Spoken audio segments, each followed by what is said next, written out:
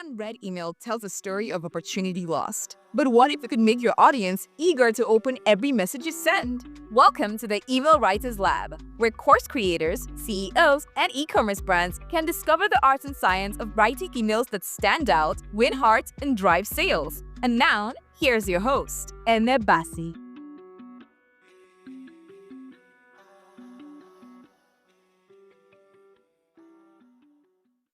I believe in God, and I really need to say this right at the beginning of this episode so that you understand the context for today's message. So, yes, I believe in God.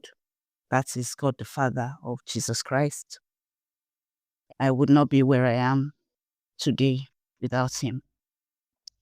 And for sure, I would not have this book published without Him teaching me. So, over the years, I've seen how God helps people. And the ideas I want to share today are things that I believe were divinely, that I came across them through God's help.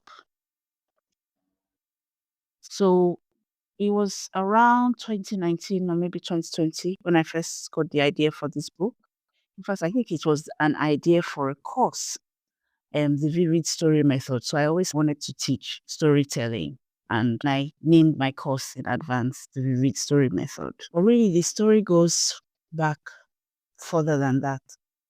I became absolutely obsessed with storytelling around 2016, which is when I took Donald Miller's story brand course. But even before that, back in 2012, like I mentioned in my other episode, I had like an epiphany where I just knew, I know that my life's mission is to help people tell their stories. So when I took that story brand course, and later read Donald Miller's book, everything started clicking. It gave legs to what I was trying to do. At the same time, I was working as a digital marketing consultant. I had a few clients with work on their websites, their social media, and their email marketing. But through all this, I kept studying storytelling. I was really obsessed with it. I would use it in my emails, in event promotions, pulling stories out of clients, writing in their voice and all that good stuff. And I was good at it. And every time I learned something new, I'll go back to this book. Sometimes I'll write a chapter about about a concept, sometimes just a sentence, sometimes just a definition, you know.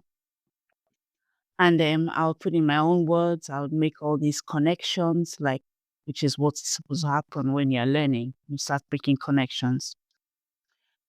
In the last few weeks, I truly believe that the Holy Spirit has been teaching me. While I've been working on how do I introduce myself to the world in a new way, reinvent myself, starting over, facing my fears, and at the same time trying to simplify my business.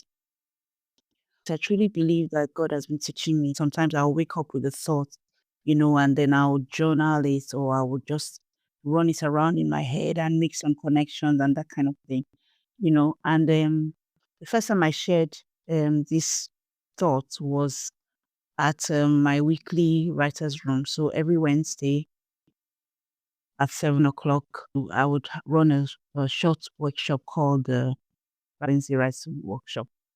So last week I was sharing something fascinating that I had learned from this book. The book is called Focus by, I think it's Dan Cole. Forgive me, I'll put it in the show notes if I didn't get the name right. It's just somewhere in there. He talked about the difference between knowledge and understanding. And this really got me thinking. You see, knowledge is the information that you gain, whether you're reading it or listening to it or whatever, but understanding, that's different. Understanding it happens when you take that knowledge out into the world and let it interact with reality, your reality, the reality of what the world is out there. That's when the magic happens. So here's the thing about teaching storytelling. It's like teaching somebody how to be human because we are human. And stories help us to be more intentional about our humanity. So with this book, my book, The Vivid Story Method, What I tried to do was to deconstruct storytelling and to simplify it specifically for email marketing. And I was thinking about it and I was like, that's kind of good in a way, making it simple, you know, almost like creating these hacks. And I can take these story hacks, apply them to your emails, tighten up your email marketing. You get more trust, more attention, and you make more sales by writing better emails. But there's a catch. The thing is, if you do it without understanding, without that human heart behind it, it becomes just another tactic. So again, I'll say knowledge is gathering the information. Understanding is interacting with the information or making the information interact with your reality. And don't get me wrong, I love tactics, but when we're talking about stories, we need to go deeper. So it's about finding that true way to serve others. And that's when the Holy Spirit showed me the next layer of these thoughts, and that is pattern recognition. I know I couldn't have come up with these thoughts by myself. It was more like kind of like unveiling, like a realization. After knowledge comes understanding, and the understanding can only come if you interact with the knowledge and allow it to interact with you and with your reality. That's what turns your knowledge into understanding. And so then comes this new layer where the Holy Spirit starts talking about pattern recognition. And that's the whole point of understanding, so that you can recognize patterns. Because it's not really enough to teach somebody how to tell a story, to say, oh, say once upon a time, use a metaphor, use an emotional word, all those things that are tactics.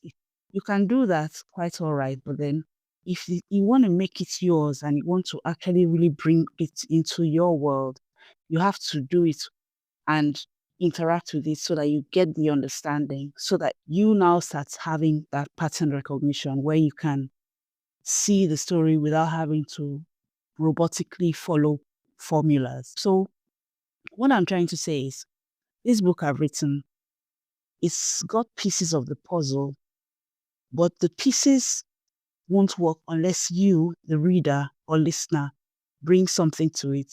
So it's not just about reading it like some academic exercise. It's about interaction, about bringing your own experiences to the table. So I want to make sure you're really getting it. It's not just about the techniques, it's about how all of this comes together in this beautiful dance of marketing and writing and human connection and storytelling. In my book, The Vivid Story Method, I have 12 storytelling hacks that you can use and pick any one, apply to your email. The email becomes better, more story driven. You are writing a better email. You are making more sales. You are standing out. You are winning hearts. You are opening wallets. And I start by explaining why story comes first, why it's important for business, why email marketing and storytelling are a match made in heaven. So it's like I'm presenting this thesis. Like, here's why you need to know more about being intentional about your storytelling, especially in your email marketing. But this is what makes this book different. It actually teaches people how to deconstruct what it means to tell a story. These 12 hacks for writing storytelling emails that win hearts, drive sales, and help you stand out. It's not just hype. This is exactly what it will do. But this is important. You see, this book cannot do what it's meant to do until it is in the hands and the heart of somebody who wants to use it. So there are two types of people this book can help.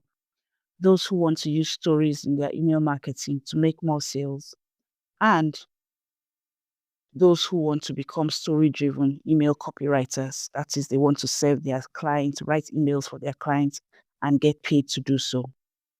But remember what we were talking about earlier: knowledge, understanding, pattern recognition. This book, The Vivid Story Method, is like a skeleton. And you, the reader, you are the one who brings the flesh. You are the one who has to interact with the concepts, bring them into your reality, practice them, get feedback, And when that's why when I talk about the vivid story method is, I'm trying to persuade you to work with this book. So don't be afraid to interact with the knowledge. Like my other two books is one of those books that you can just open it into the middle and grab some information by reading 2 or 3 pages and put it into action. One of the hacks, for instance, is a time and a place. I can't even remember where I learned it, but I took it, I practiced it, I taught it, I developed it. Then through teaching and writing and using the knowledge, I realized that anchoring a story in time and place makes it recognizable as a story. Let me give you an example.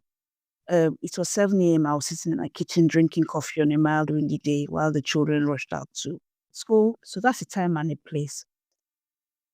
It then becomes a story because I've just made it a time and a place. So I'm not just giving facts, I'm telling a story. So those kind of hacks, very simple, easy to understand, easy to use.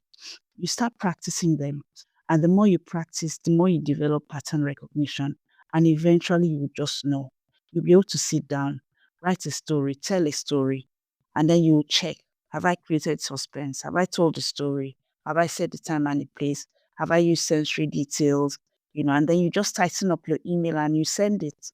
And you know that whoever you're sending it to is going to pay attention. So you don't have to take 4 years like I did to reach this point where I can find a story just by having a conversation, recognize a story in a client's word, or find an angle in the most obscure part of a story. You can start by getting the results right now, today. So this book is just the beginning. It's my contribution, creating something that needs to exist, that bridges a gap. But what I learned was the power of telling your own stories intentionally and consistently. That's something I'm still working on. There's this introverted part of me that wants to keep my stories to myself. I mean, I tell my stories to my friends and family over the phone every day, but I need to do more of putting myself out there and being deliberate about telling my stories. I always get a good reaction when I do, so I just need to do it more consistently. So I should probably wrap this up now. Thank you for listening to my rambling thoughts. Sometimes you just need to get them out of your head.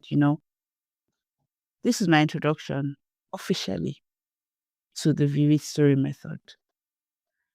I don't see the vivid story method, the book, as just another marketing book. I think of it as a skeleton, a framework that's waiting for you to bring it to life. And when I say bring it to life, I mean really bring it to life with your flesh, your blood, your breath, your movements, your insights, your interactions. This book, like I said, can serve 2 types of people, and maybe you're one of them. First, there are those of you who want to weave storytelling into your email marketing to connect deeper with your audience and make more sales. You know that there's power in story, and maybe you haven't found your voice yet, or nobody has told you how it's done. This book is for you.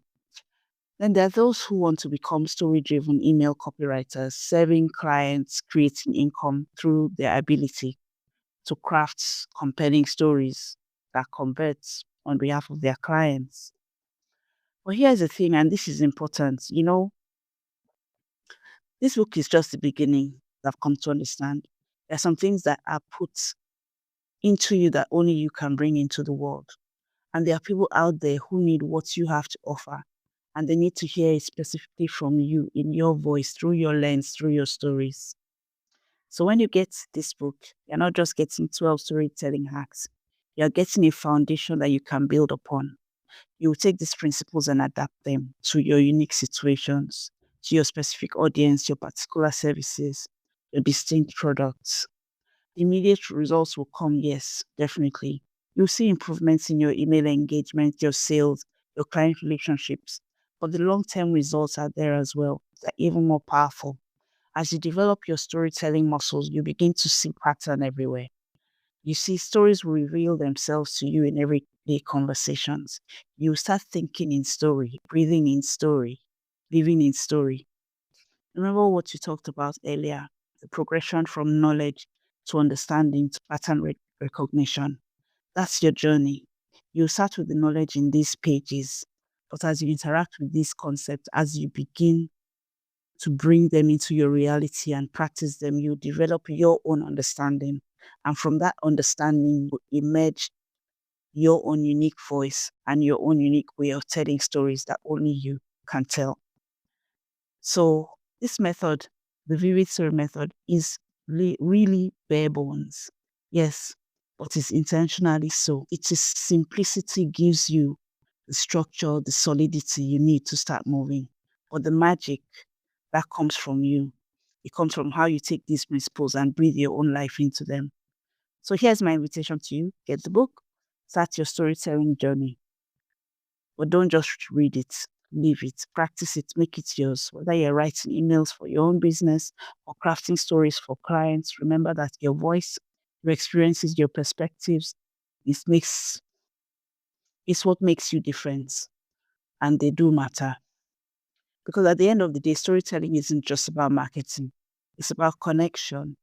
It's about taking what's inside you and sharing it with the world in a way that moves people, that helps them, that transforms them. Your story starts here. Are you ready to tell it? Every great story needs a sequel. Join us next week for another chapter in the art and science of email storytelling. For show notes, visit the Email Writers Lab at www.emailwriterslab.com, where we're transforming businesses one story at a time. They tell me why tomorrow, nigga beat my chest, dude. Cause the eyes watching my moves, so I let them guess, dude. Got a body on my side and the shit too picturesque. Tell me why tomorrow, nigga beat my chest.